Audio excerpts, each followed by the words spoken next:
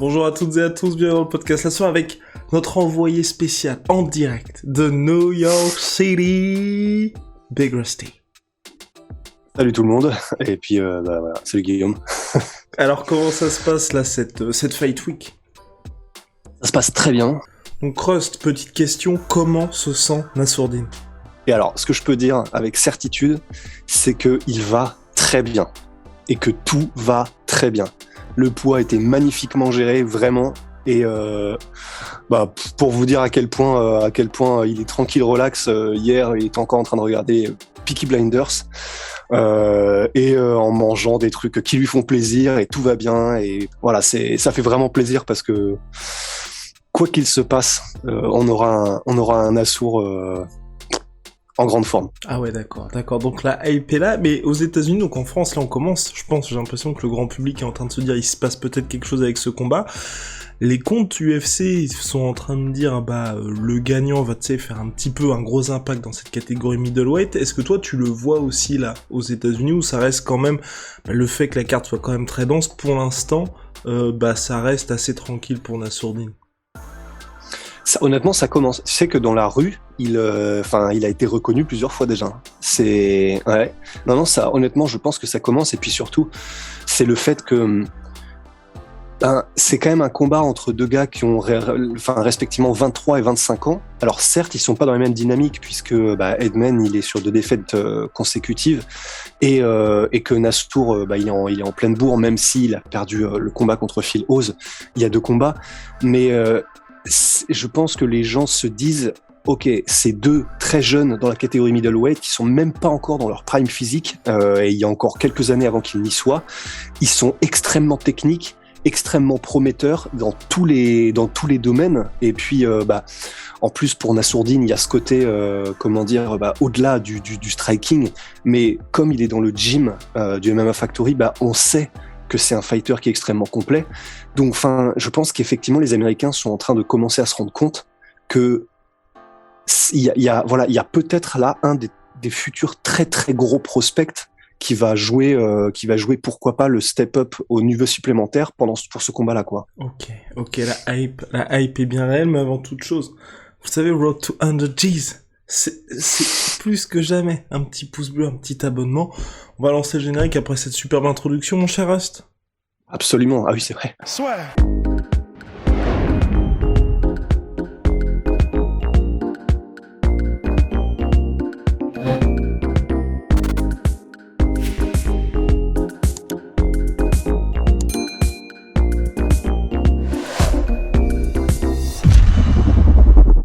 Donc là, vous avez l'un des chocs middleweight de la soirée. Il y a un autre choc, avec le début d'Alex Pereira. Enfin, c'est pas vraiment un choc, mais on va dire c'est plutôt l'attraction de la soirée, avec les débuts d'Alex Pereira, ancien champion du Glory, champion de double catégorie du Glory, qui fait ses débuts à l'UFC, et le seul homme à avoir battu par KO Israel Adesanya. Mais alors moi, il y a un truc qui me fait peur avec tout ça, c'est que là, tu sais, la fameuse malédiction de quand tu parles du champion, ou quand tu parles des combats dans 2-3 combats, alors que tu es censé te concentrer sur le gars qui est devant toi, même s'il est pas connu, etc. Généralement, ça finit mal. Alors peut-être qu'il va briser cette malédiction, mais elle est tellement réelle. Enfin, du coup, voilà, pour rester dans le rationnel, c'est pas une malédiction, c'est simplement que, effectivement, je pense que il y a vraiment tout est mental dans ce game, et en fait je pense qu'il y a tous les exemples qu'on a eu en tête, que ce soit les Luke Rockhold, les Phil Davis, etc. Et il y en a eu des plus récents, je me souviens plus exactement lesquels, mais je sais que ça nous avait frappé aussi. Et quand tu te mets toi-même dans une position où tu te concentres pas à 100% sur le challenge qui est devant toi, mais que tu as déjà la tête ailleurs, en fait ça a vraiment une influence sur tes performances, quoi. Et du coup voilà, il y a ce truc-là qui est en place, puisque Alex Pereira a donc dit, c'était quoi la punchline? C'était moi je me soucie pas du champion, mais je pense que lui devrait commencer à se soucier de moi. Un truc comme ça, tu vois. Bon, on verra bien. En tout cas, ce qui est sûr, c'est que je l'ai vu dans les couloirs, il est énorme, mais énorme, Alex Pereira. Parce qu'il est grand, ça c'est sûr, mais c'est-à-dire, tu veux dire large aussi? Ultra large. Honnêtement, du coup, j'ai entendu qu'il cutait énormément. Alors après, bah c'est pas étonnant. Hein. Il a fait quand il était au Glory, il faisait middleweight et light heavyweight. Et même en light heavyweight, il était pas petit. Par exemple, dans son dernier combat contre Artem Varitov. Donc c'est quelqu'un qui est vraiment immense dans la vie de tous les jours. Il fait un très gros cut. Et pour l'avoir creusé dans les couloirs, c'est vrai que c'est un très très gros middleweight. Donc on verra ce que ça donne, on verra, ça va être vraiment là le baptême du feu parce que ce sera son premier combat à l'UFC directement. Il avait eu quelques combats de MMA avant, mais c'était il y a un petit bout de temps, il me semble. Et c'était quand il était vraiment concentré sur sa carrière de kickboxing. Mais voilà, ça va être intéressant. Il est contre Andreas Michailidis, qui est un bon combattant. Alors c'est pas évidemment, hein, c'est pas le top du top de la catégorie encore, mais c'est un bon combattant. Ça va être un bon test pour Pereira. C'est un gars en plus, Michailidis, qui aime bien combattre debout. Alors peut-être qu'il adaptera son game plan cette fois-ci. Évidemment, il adaptera probablement son game plan parce que bah, t'es quand même face à un champion du Glory, double champion. Enfin, donc c'est peut-être pas le moment de faire le show en striking. Après, on sait jamais, hein. On a vu des Gokhan Saki versus, Kale Khalil Rountree, etc. Donc, Gokhan Saki qui était lui-même un champion de kickboxing et qui s'est fait mettre KO par un combattant de MMA. Donc, tout peut arriver, mais on imagine quand même que Michailidis essaiera de tester un petit peu en eau profonde en MMA Alex Pereira. Mais dans tous les cas, voilà, ça va être très, très intéressant puisque donc, comme tu l'as dit, bah, c'est la grosse trame narrative. C'est que il a mis KO Israël Adesanya, quoi. Moi, personnellement, je pense que le plus dur, hein, véritablement, on en avait déjà parlé pour Alex Pereira, ce sera le chemin jusqu'au titre, plus que le combat contre Israël Adesanya, parce que c'est vrai que chez les middleweight, il y a quelques clients, mais en tout cas, faut déjà qu'il réussisse avec succès son baptême, mais quoi qu'il arrive, à mon avis, si, tu vois, il score un gros KO là, il est seulement à 3-1, je crois, en MMA, l'UFC fera tout pour le pousser très très vite vers le titre, parce que c'est vrai qu'Adesanya, là, il a Robert Whittaker, et ensuite, chez les middleweight, il y a plus grand monde en tout cas on va dire pour le moment, tu vois, sportivement et en termes financiers, qui peut être très intéressant pour lui. Ouais, parce que sportivement, il y aurait Bronson. Ouais, c'est ça. Mais c'est Qui vrai que affronte Jared Cannonier prochainement. Absolument. Et ça, c'est vraiment cool. C'est trop cool qu'il fasse ce combat-là, quoi. Parce que moi, j'avais un petit peu peur que Bronson soit en mode, maintenant que c'est mon opportunité ou jamais, j'attendrai le combat pour le titre. C'est vraiment stylé qu'il fasse le combat contre Cannonier parce qu'on en saura plus sur lui. Il valide encore plus son ticket en tant que prochain contender. Donc c'est vrai que non, ça fait plaisir. Mais oui, effectivement, pour Pereira, vu que la catégorie, on va voir, hein, il y a d'ici 6 mois, il y a le temps que ça s'améliore parce que je pense que là, d'ici 6 mois, il y aura le combat contre Whittaker qui est en février si je ne m'abuse. Après, peut-être si Bronson gagne le combat contre Bronson. Donc il y a encore, voilà, pour Pereira effectivement le temps de faire peut-être 1 voire 2 combats. Ça dépend de comment il s'en sort et à quelle vitesse il les finit, s'il les finit. Mais ouais, non, ça va être très intéressant. C'est cool d'avoir du sang frais et des nouveaux petites inconnus dans la catégorie, quoi. Alright, et chez les bantamweight, le retour de Frankie Edgar face à la famille finalement pour ce monsieur monsieur Tito Vera. Pourquoi la famille? Je sais pas, tu l'adores dans ce combattant, hein. Ah oui, je le surkiffe, ouais. Et d'autant plus que là pareil, hein, c'est juste que je le croise dans les couloirs et tout, mais il est tellement stylé. Là, en plus, Marlon Vera, il a vraiment, tu sais, il a les cheveux avec un peu de lac, un tout petit peu long, plaqué vers l'arrière, et avec sa petite, exactement comme la tienne, le combo moustache bouc. Il est tellement stylé.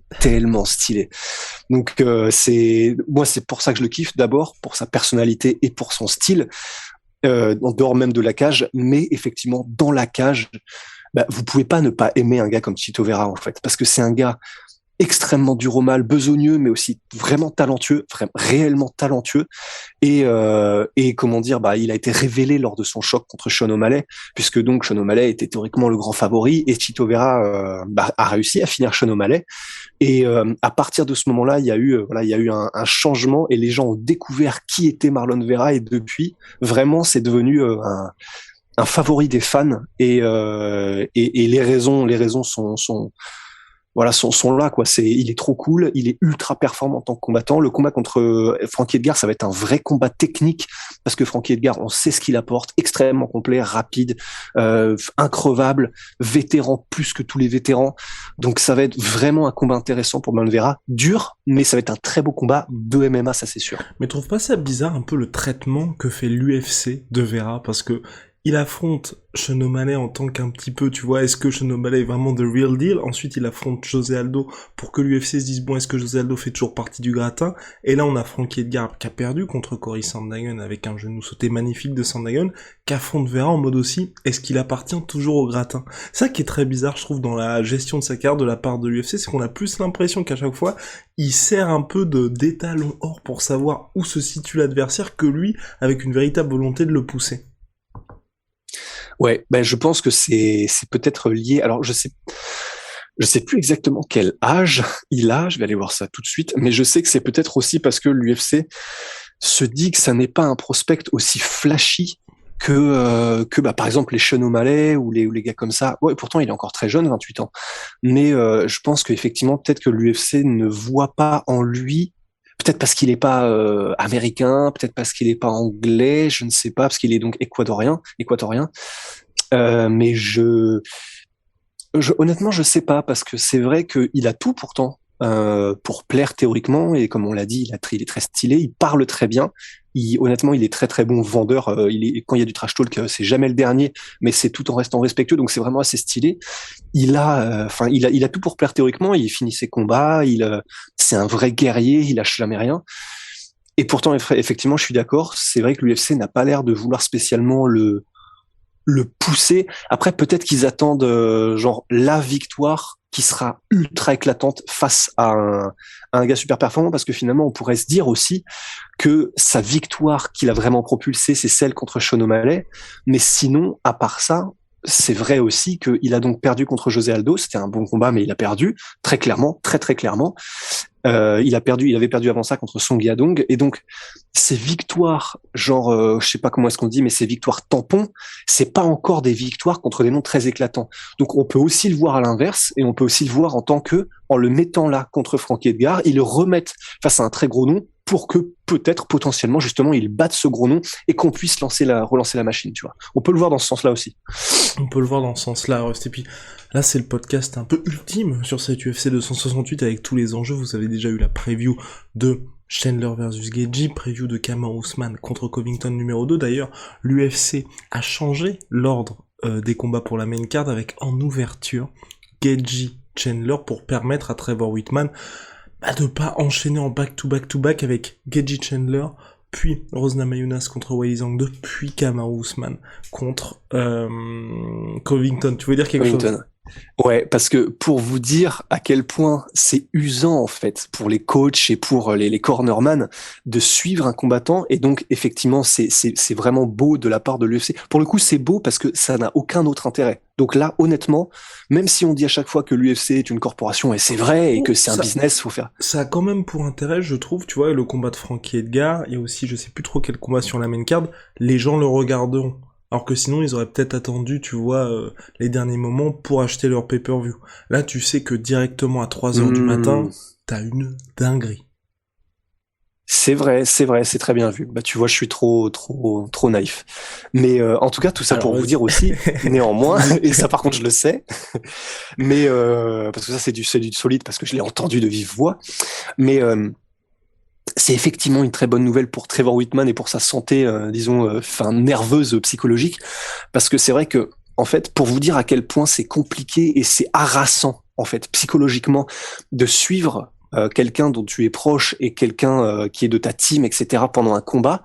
Cyril Gane, lui-même, en gros, alors il discutait avec son frère il y a quelques jours, et en gros, son frère lui demandait, mais du coup, ouais, là tu vas être comment, enfin, ou c'était peut-être un gars de BT, enfin je sais plus exactement dans quelle discussion c'était, mais en gros qui lui demandait, mais du coup, ça va être stressant ou pas là pour toi de regarder Nassourdine combattre?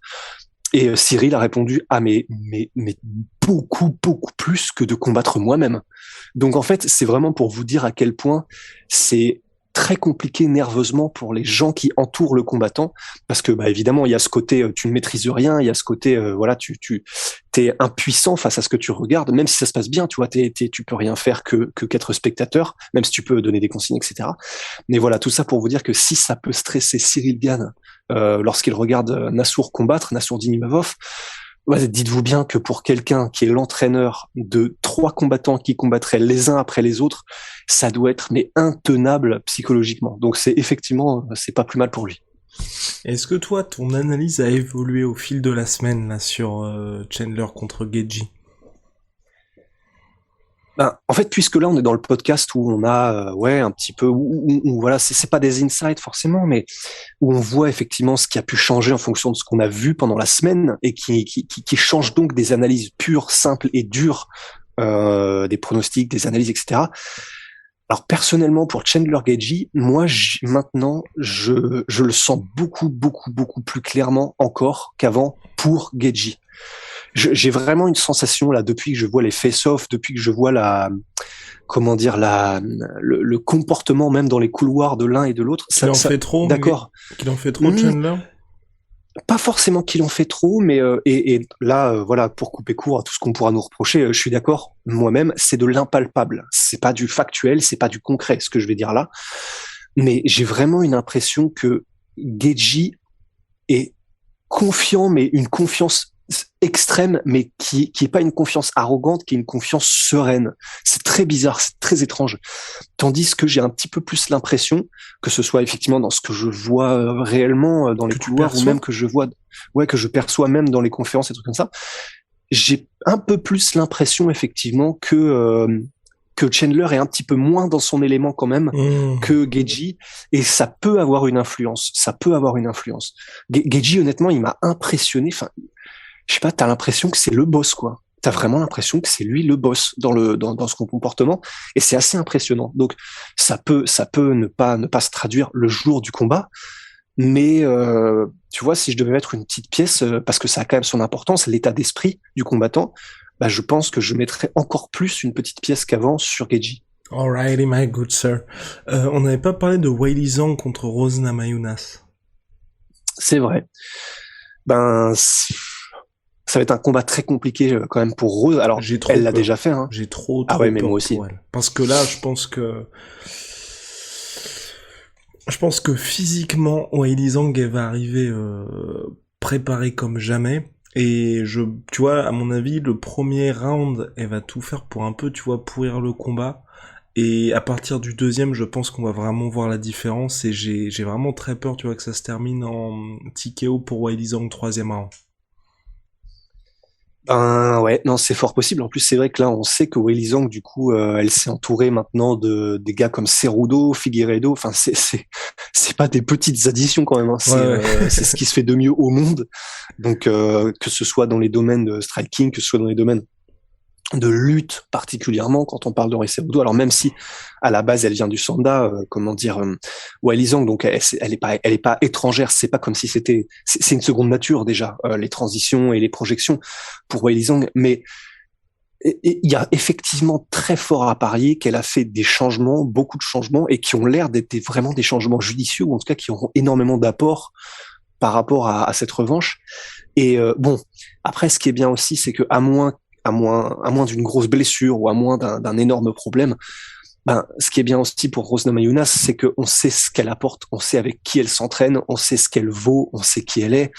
Donc, bon, il y aura pas de souci du point de vue de est-ce que ça ira pour Rose Namajunas, mais effectivement, c'est juste peut-être plus à quel point est-ce que Weili Zhang va arriver affûté, va arriver avec un angle différent du combat peut-être. Et ouais, ça peut vraiment faire mal. Il y a vraiment beaucoup d'inconnus. Hein. C'est comme avec Kobe Covington qui change de camp et qui change un petit peu tout radicalement. Il y a quand même des inconnus, même si elle garde une partie de son ancien staff, Weili Zhang. Mais ouais, là en plus elle s'est coupé les cheveux. Enfin, tu sais, il y a un côté rédemption cinématographique, quoi. Donc à voir. Ouais, le seul truc, moi, qui m'inquiète un petit peu, mais c'est vrai que, comme tu l'as dit, les changements montrent qu'elle a dû se dire, enfin, puis maintenant elle est complètement aux États-Unis, qu'il fallait peut-être changer certaines choses, et peut-être qu'elle était tombée un petit peu trop amoureuse de son striking. Mais c'est vrai, tu vois, toutes ces déclarations en mode, bah, le fait de se faire mettre KO, de se faire éteindre sur un coup en début de combat, c'est pas comme si je m'étais fait dominer de A à Z, et donc pour moi, ça veut pas dire forcément que c'est la meilleure combattante. Enfin, et on en avait parlé par le passé, toutes ces déclarations qui sont un peu bizarres, c'est peut-être juste ça, moi, qui m'inquiète un tout petit peu de son côté. Même si de l'autre côté, comme j'ai expliqué, les actes montrent qu'elle a vraiment pris conscience de ce qui s'était passé et qu'il fallait faire quelques changements. Un truc à ajouter sur Kamaru Usman contre Colby Covington, Big Rusty. Ou that's it.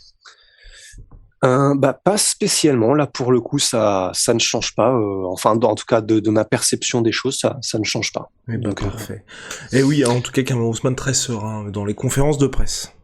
ouais. Non, il y a un truc en revanche qu'on peut rajouter, je pense, là, vu qu'on est sur un petit peu les enjeux et ce qui peut se passer et qui il faut surveiller.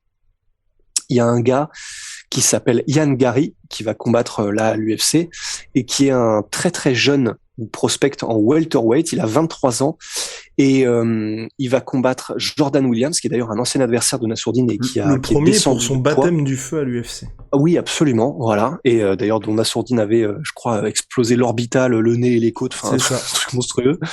Mais et donc il est descendu en welterweight, il va combattre ce gars-là qui s'appelle Yann, qui est un Irlandais donc de 23 ans et qui là où c'est vraiment intéressant, si vous allez voir cette pastille de l'UFC qu'ils ont sorti il y a quelques jours, c'est juste du point de vue pour voir un petit peu le tableau global et enfin c'est con, tu vois, ça ferait professeur d'université pompeux ce que je vais dire, mais tu sais genre la tectonique un petit peu des plaques du MMA, c'est que il a commencé le MMA et il s'est passionné pour le MMA après avoir vu le combat de Conor McGregor contre Diego Brandao. Et c'est vraiment intéressant pour moi, c'est même fascinant du point de vue c'est là où on voit l'impact que peut avoir une star, une personne sur tout un pays. Et quand on dit il peut impacter la jeunesse, il peut créer des vocations, c'est du réel, quoi. C'est du palpable. Donc, Ian Gary est un produit de ça. Ian Gary, c'est un gars, il se cherchait un petit peu, il a entendu parler de l'UFC, il a été voir le combat Brandao contre McGregor. Et ça a inspiré en lui une vocation, probablement comme beaucoup d'autres jeunes en Irlande à ce moment-là. Et pour moi, c'est vraiment impressionnant, quoi. C'est de se dire, on est déjà dans la phase où ce gars-là qui a 23 ans et donc qui en avait à cette époque-là peut-être, je sais pas combien de temps c'était, peut-être 18, peut-être 17, un truc comme ça. Et ben sa vocation a été créée par cette vague-là. Nous, on y a tous assisté en tant que fans et on s'en souvient probablement, tous autant qu'on est là devant notre ordinateur. Et ben à ce moment-là, ça a créé potentiellement une nouvelle vague de combattants irlandais dont fait partie Ian Gary. Et je trouve ça fascinant. Et donc voilà, il est très grand pour un welterweight. Il est à 7-0. Il est champion du Cage Warriors. Maintenant, il s'entraîne à Sanford MMA, donc avec grosse team avec Henry Hooft. Il est encore à polir sous beaucoup d'aspects, mais il a de grandes facilités. Il a évidemment encore beaucoup entre guillemets de défauts, mais c'est tout à fait normal.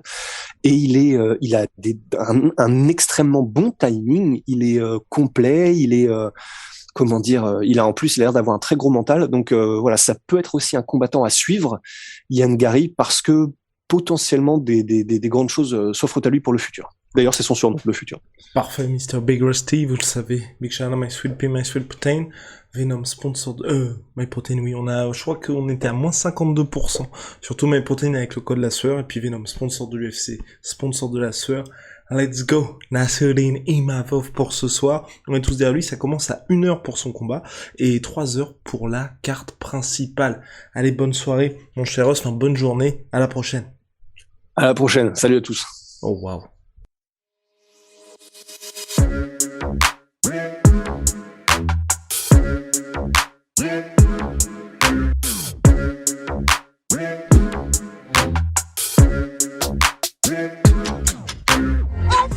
Come and